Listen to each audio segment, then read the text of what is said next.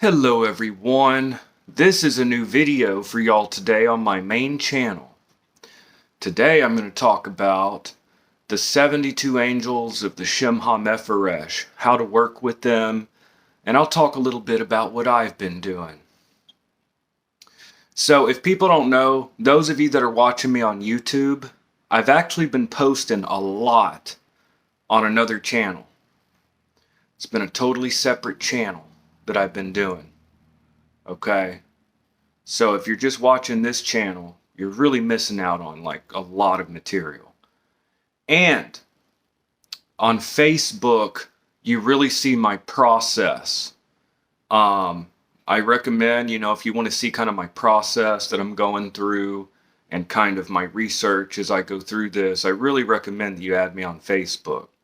Now, if for whatever reason you don't want to be friends on Facebook, you could also hit that follow button, and it's the same thing because everything I post is public on there. So if you hit follow, if you don't want to be friends or whatever, hit follow and you'll see all my posts just the same as if we were friends on there. Now, one thing I'll add, now I'm kind of digressing, one thing I'll add, if your profile looks fake or if your profile's locked where I can't see what it is, or if I don't see anything occult on there, I'll probably decline it. But then you'll become a follower. It's just because I try to avoid spam and like fake accounts, because you only get a 5,000 person limit on Facebook friends. So I usually decline. If anything, like if I'm unsure that it's a real account, I'll decline. If that happens, I'm sorry. You can hit me up and like put a comment, because I don't really read Messenger much. Put a comment and be like, hey, you declined my friend's request, could you accept? And I'll be like, oh, okay, that's a real account. But if I do decline, that's why I decline your friend's request. And yeah, I mean, that's basically it. But even if I decline, you'll still be a follower and be able to see everything as if we were friends. So the 72 angels of the Shem. These are very effective, in my opinion. This magic is so simple. People think that grimoire magic is all complex, and I have to have a Solomonic sword and all of these things and a goat's horn-handled black knife, mixed with the blood of a black cat and all this. Like, I mean, grimoire magic is very broad, classical magic. There are complicated texts. Usually when you're dealing with dangerous spirits, it gets a little complicated. When it's dangerous, it's complicated for a reason. Grimoires. When you read a text that's fucking complicated, that means you're probably dealing with something dangerous, and the grimoires are very meticulous. You have these periods of purification. You make sure you have your Solomonic sword, which is a precautionary measure. Like the black-handled knife, that's for protection. But are you going to reach over a circle with a knife that's that big? You're going to have some Solomonic throwing knives. I mean, don't get me wrong, it's awesome, but the sword... Anyways, I'm digressing. If a grimoire is complicated with all these steps, usually you're dealing with something dangerous, and there's a reason it's complex. There's a reason there's a long process. So I don't recommend cutting out instructions in grimoires. Now, there are many approaches to grimoire magic, many approaches, and I fully support that people want to work with them in other ways. My way of working with grimoire magic is to follow the instruction. If it's complex, there's probably a reason for all these extra steps. Okay. But today I'm going to be talking about a very simple grimoire. All you need is a couple of candles and incense. That's it. So what I was saying earlier, classical magic is very broad. There are complicated texts, but there are also very simple texts. Couple of candles, some incense. That's it. There are texts like that. And today I'm talking about the Shem angels, the 72 angels of the Shem. And these are very benevolent spirits, very like... At least in my experience and many people that work with them, these are very much benevolent, loving. You don't seem to have some of the backfire that you get with some other spirits. You don't seem to have any kind of the weird events and things that can happen. The Shem HaMephoresh they're very safe, very effective. It's interesting because I'm cycling through all 72 angels, and I'm asking for something each time. Okay. Now it's interesting, I asked for help with finances. 2 hours later, I got a promotion. It's been interesting because, like, as I work through them, I pretty much get what I asked for, like, right away. And other people too have been messaging me like, wow, this stuff is effective. And I'm like, yeah, I know. I wouldn't be talking about it so much if it didn't work. Like, if you do a magic ritual and it doesn't work, like, why would you keep doing it? I'm just saying. If you see me talking about something and talking about it, it's because I've found it pretty interesting, the results. But anyways, I don't want to just tell people that. I say try it out, do some experiments, and see how it works. Now, one thing I'll add is you don't tell Shem angels what to do. You don't give them commands. When you deal with angels, you give a petition. And they could turn down your request, but it's not very common. But anyways, okay. So the 72 angels of the Shem HaMephoresh. These are 72 angels, and I'll talk about the texts and things. And like on Facebook, I'm kind of showing my process. I really recommend people add me or follow me on Facebook if you want, because there's a lot of material you're not seeing. I recommend people look at my other channel, because this is my main channel. Like, I've posted one video. On my other channel, there's like 15. So, like, you're missing material if you don't check out my other channel. But on Facebook, I put everything. Everything's on my Facebook. But anyways, I'm digressing here. So the 72 angels of the Shem HaMephoresh, who are they? What are the textual sources that we can look at from classical sources? How do you work with them? So today I'm going to break it down, y'all. So the 72 angels of the Shem HaMephoresh, each one governs 5 degrees of the zodiac. Okay. Each angel governs 5 degrees of the zodiac. What do I mean by that? Basically, in a nutshell, 0 degrees Scorpio to 5 degrees Scorpio is one angel. Then from 6 degrees Scorpio to 10 degrees is the next angel. 11 degrees Scorpio to 15 degrees is the next angel. So every 5 degrees of the zodiac is another angel. So 72 times 5 is 360. That's a circle. So every 5 degrees of the zodiac has its own angel. So how do you work with this? So where do these come from? So the 72 angels of the Shem HaMephoresh, they are angels of the zodiac. Each zodiac sign has 6 angels. So every 5 degrees of the zodiac, different angel, different angel. And my way of working with them, I'm using a text called the Divine Cabal. Now, there is a book, I'm not sure if it's still available, by Chi Roy Hua. I have a lot of respect for this man. I think he knows more about Shem angels than I do. He wrote a book that he published, the Divine Cabal. I'll give a link. I'm not sure if it's still available. There was like a pre-order thing. Highly recommended. But I like to transcribe my own text because then I own the material. Like, no one owns it. If I just take someone else's transcription, I'm using their work. So I like to do my own thing. So I'm using Welcome Manuscript 3203. Welcome Manuscript is part of the Welcome collection. And I'll actually give a link to that text. It's in cursive, but you can read cursive, like we can do that. So I've been transcribing the text as I work through it. So I'm using the Divine Cabal of Lazar Lenain, and basically what I'm doing is I'm following the path of the sun through the zodiac. So right now, the sun, I think it's like 17, 18 degrees of Scorpio right now, the sun, at the time of making this video. So right now I'm working with the angel Ariel, okay?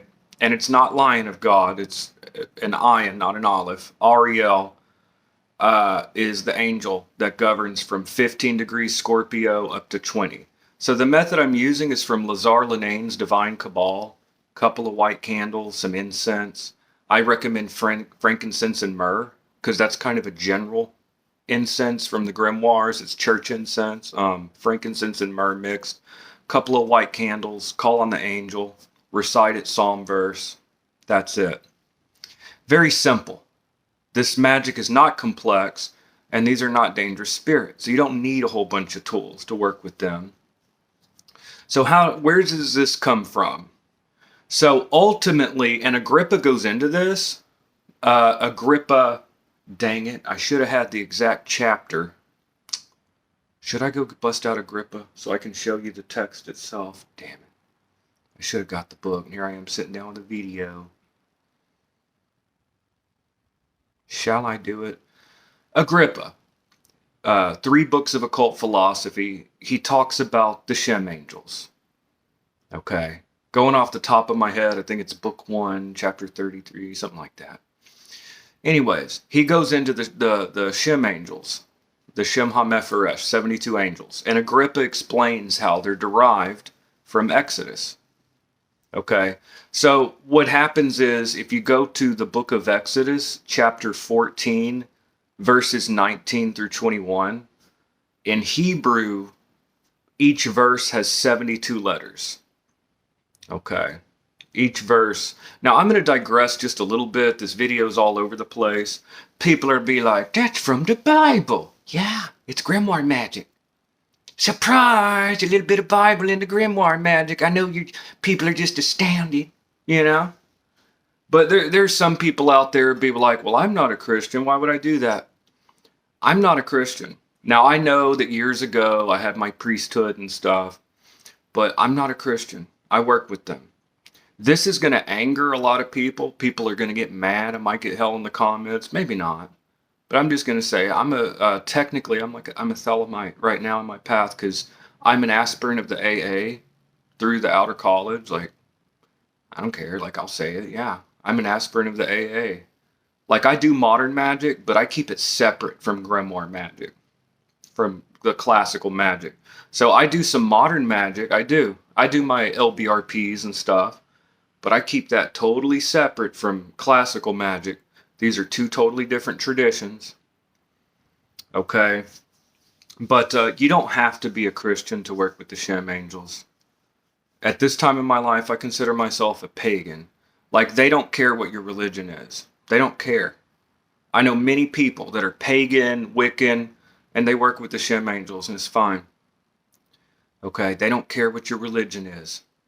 So I'm just throwing that out there in case someone's like, well, that's from a different tradition. I mean, that's fine, but they're effective and it works, and I love it. I absolutely love it.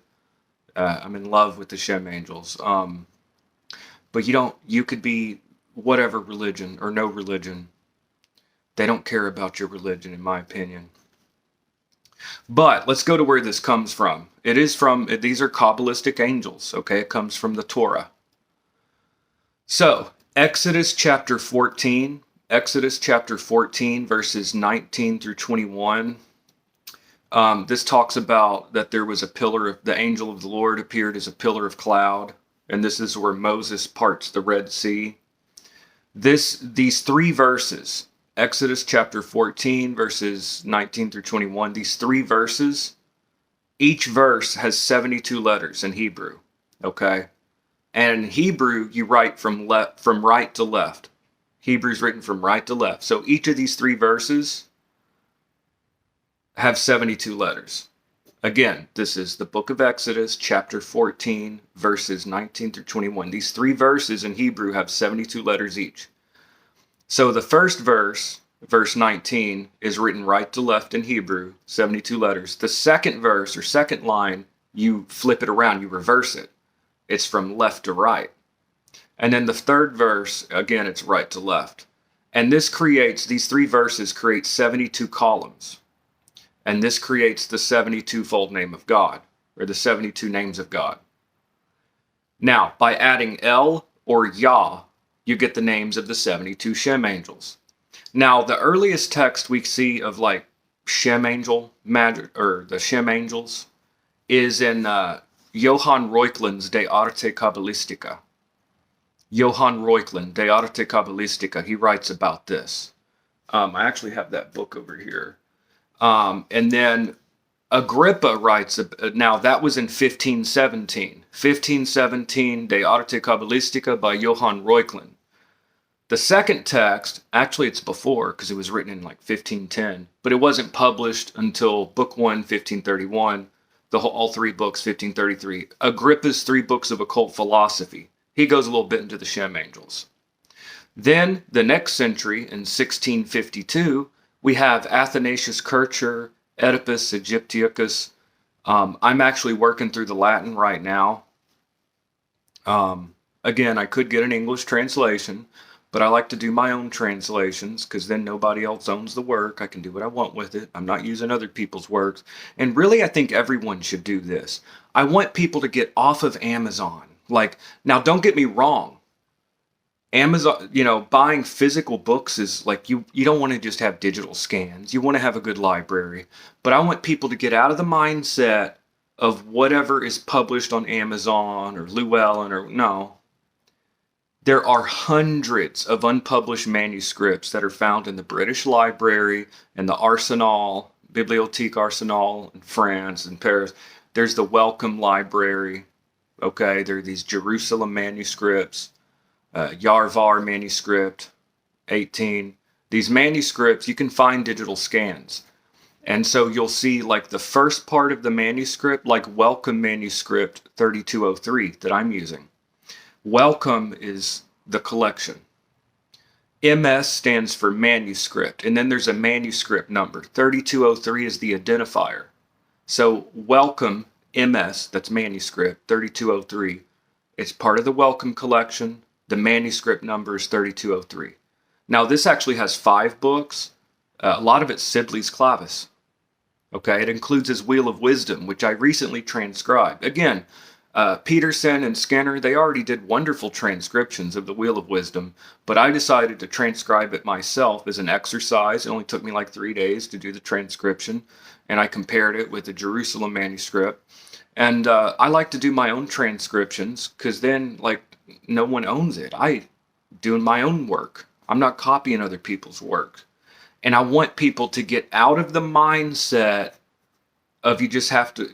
People need to start reading these texts for themselves. Okay?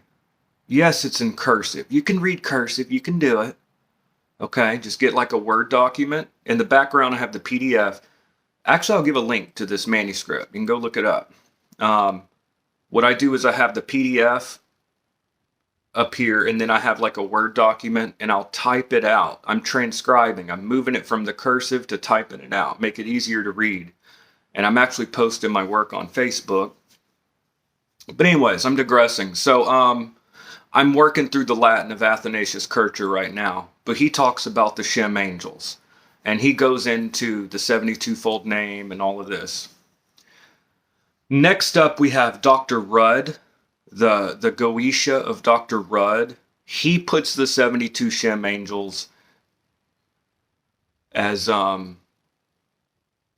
That's weird. So he puts this as like just a moth. It's nothing. But anyways, so what was I going to say? The 72 Shem angels. He puts them to like balance out with the 72 demons of the Ars Goetia.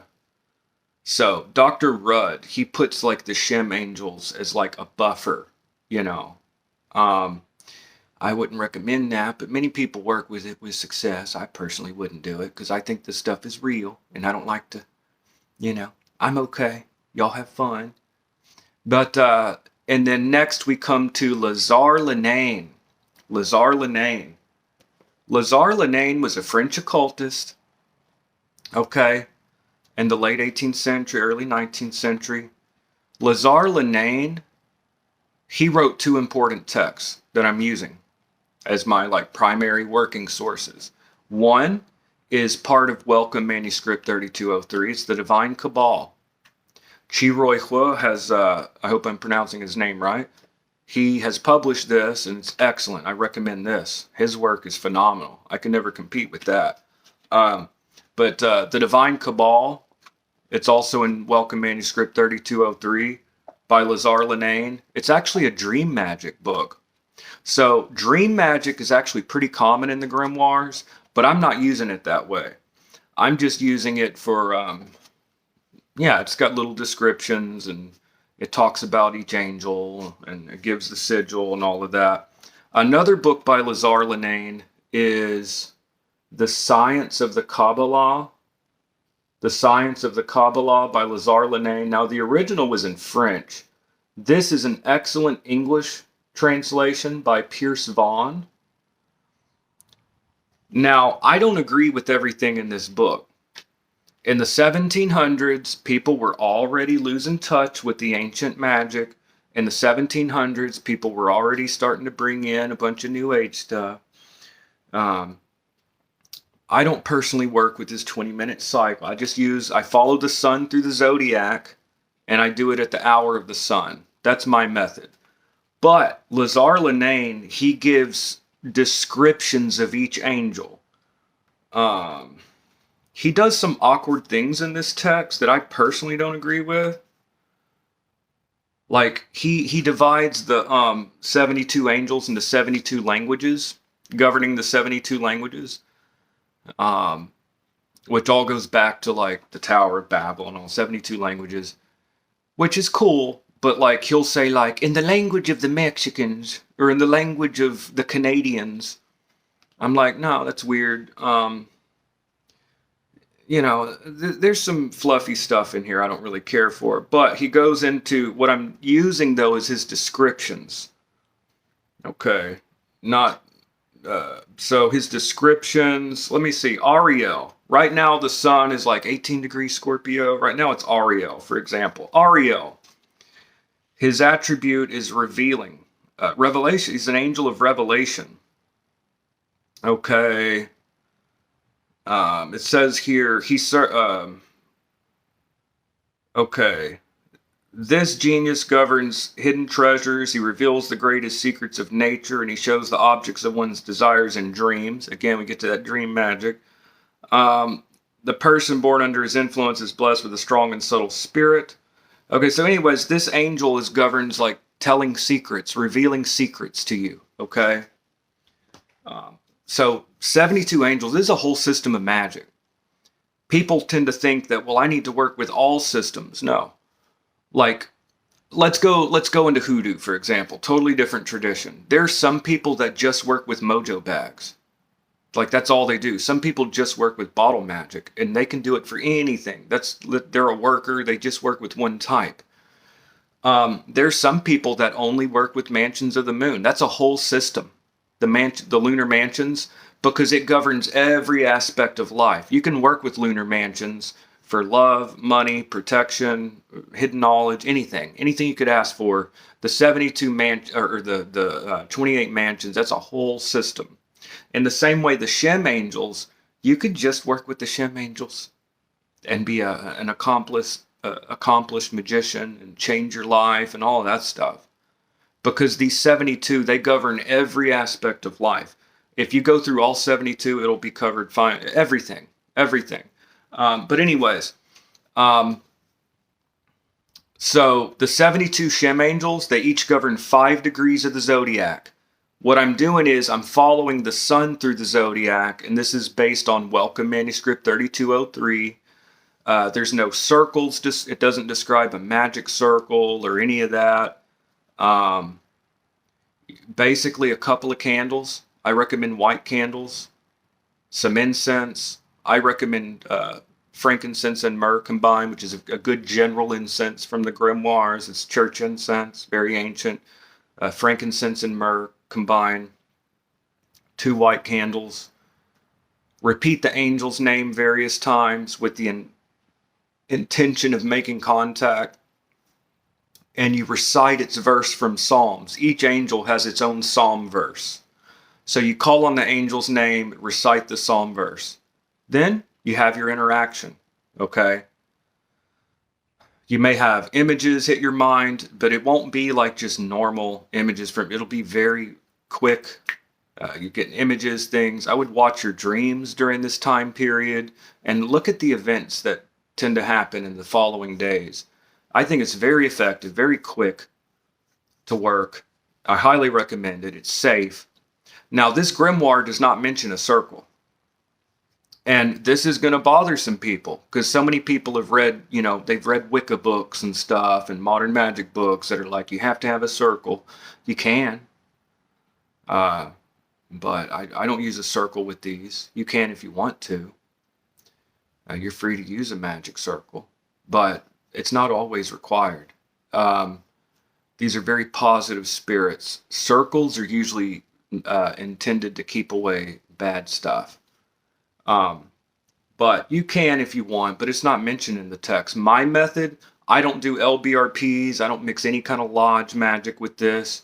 I do a simple aspersion using the Aspergus me formula. Aspergus me domine hisopot mundabor lavabis me supernivum de albabor. It's the aspergus formula. It's very ancient.